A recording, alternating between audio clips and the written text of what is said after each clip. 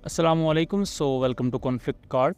दोस्तों, naval side पर India बहुत ही ज़्यादा मसल फ्लेक्सिंग कर रहा है। रिसेंटली इंडियन नेवी ने अपनी डिस्ट्रॉयर्स फ्रिगेट्स के थ्रू ब्रह्मोस मिसाइल के कई सैल्वोज फायर किए, जिसके तहत उन्होंने अरेबियन सी में अपनी ताकत का मुजाहरा किया, जबकि उसके मुकाबले में पाकिस्तान की तरफ से भी 2 मिसाइल टेस्ट के नोटम जारी किए गए। इसी दौरान हमने 23 अप्रैल को ये भी देखा कि इंडियन नेवी का अब तक का सबसे बेहतरीन एयरक्राफ्ट करियर INS विक्रांत वो अरेबियन सी में मौजूद था, पाकिस्तानी पानियों के करीब। लेकिन अब 26 अप्रैल को एक इंजरी मंजर-ए-आम पर आती है, जो कि सैटेलाइट इंजरी है, और इसमें ये कंफर्म हो रहा है कि ये एयरक्राफ्ट करियर सिर्फ 2 दिन के अंदर ही अरेबियन सी, जो कि इस वक्त बहुत ही ज़्यादा कॉन्फ्लिक्ट के उस पूरे स्पेक्ट्रम में आ रहा है एरिया, उसे छोड़कर अपनी वापस कार्वर बेस पर भाग गया। और इसको लेकर इंडियन साइड पर भी काफ़ी ज़्यादा क्वेश्चंस रेज किए जा रहे हैं।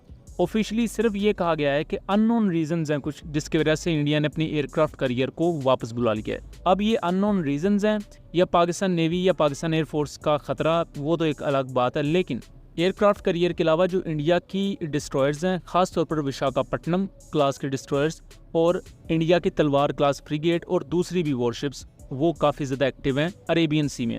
और वहीं तो ये ऑफिशियल वीडियो भी रिलीज की गई है, जिसमें मल्टीपल ब्रह्मोस मिसाइल को लॉन्च होते हुए देखा जा सकता है। इसके मुकाबले में पाकिस्तान एयरफोर्स और पाकिस्तान नेवी ने भी अपनी काउंटर हिकमत अमली तैयार कर ली है। पाकिस्तान एयरफोर्स के J-10C, GF-17 ब्लॉक 3, ब्लॉक 2 और कुछ F-16 साउदर्न एयर कमांड में डिप्लॉय कर दिए गए हैं मुख्तलिफ बेसिस पर, जिनकी डिटेल अभी बताना मुनासिब नहीं है। उसके साथ साथ पाकिस्तान नेवी की जो शिप्स हैं वो भी इस वक्त कम्प्लीटली डिप्लॉयड है, पाकिस्तानी सबमरीन्स की अगर बात की जाए। और इसी तरह पाकिस्तान नेवी के एक हाई रैंक ऑफिशियल से मेरी बात हुई तो उन्होंने ये चीज़ मेरे साथ जिक्र की। अब जाहिर बात है मैं इसका कोई सबूत तो नहीं दे सकता, लेकिन उन्होंने ये चीज़ कि पाकिस्तान के जितने भी एसेट्स हैं वो कम्प्लीटली डिप्लॉयड हैं और पाकिस्तान नेवी अपने प्लान्स को कम्प्लीटली एग्जीक्यूट कर रही है।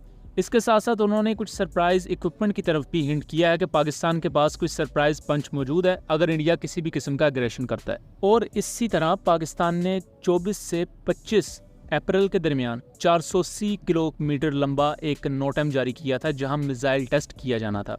और उसके बाद 26 से 27 अप्रैल के दरमियान एक दूसरा नोटम भी जारी किया गया है, जो कि इंडिया की पानी की हदूद के बहुत करीब है, इनके इंडियन वाटर्स के बिल्कुल करीब जाके पाकिस्तान ये मिसाइल टेस्ट करने वाला है। और मोस्ट प्रोबेबली जो पहला मिसाइल टेस्ट था उसकी डिटेल्स पब्लिक नहीं की गई हैं।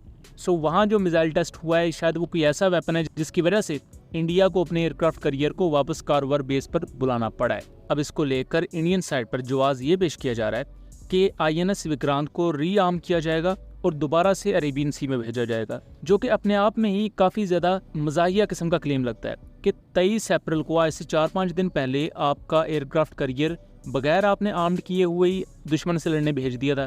क्या आपको 5-6 दिन गुजरने के बाद याद आया कि अच्छा ये तो भी आर्म्ड ही नहीं है, तो इसे हमें वापस बुला लेते हैं। सो क्लियरली इंडियन नेवी अभी अपने एयरक्राफ्ट करियर को इन एक्शन नहीं लेकर आएगी, बिकॉज जो एयरक्राफ्ट करियर है अगर इसे हल्का सा नुकसान भी हुआ तो पूरी नेवी का मोराल डाउन हो सकता है। ये इंडियन नेवी के लिए जितना ज़्यादा इंपॉर्टेंट इक्विपमेंट है, जितना बड़ा स्ट्रेटजिक एसेट है, ये कहीं ना कहीं उतना ही ज़्यादा क्रिटिकल एसेट इस कॉन्टेक्स्ट में बन जाता है कि इसे हल्का सा नुकसान भी पहुंचा तो वो एक ऐसा पॉइंट होगा जिसको दुश्मन बड़े अच्छे तरीके से एक्सप्लॉइट कर सकता है।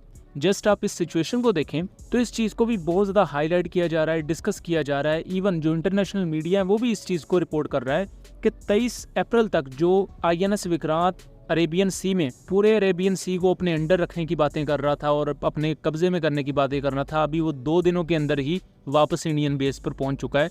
कुछ ना कुछ तो ऐसी रीजंस हैं जो कि इंडिया पब्लिकली नहीं बताना चाह रहा। बहरहाल दोस्तों, आप अपनी आरा से ज़रूर हमें आगाह कीजिएगा एंड वीडियो पसंद आई हो तो इसे ज़्यादा से ज़्यादा शेयर कीजिएगा, ताकि इस तरह की मज़ीद इन्फॉर्मेटिव वीडियोस हम आपके लिए लेकर आ सकें। मिलेंगे अगली वीडियो में, तब तक के लिए अल्लाह हाफिज़।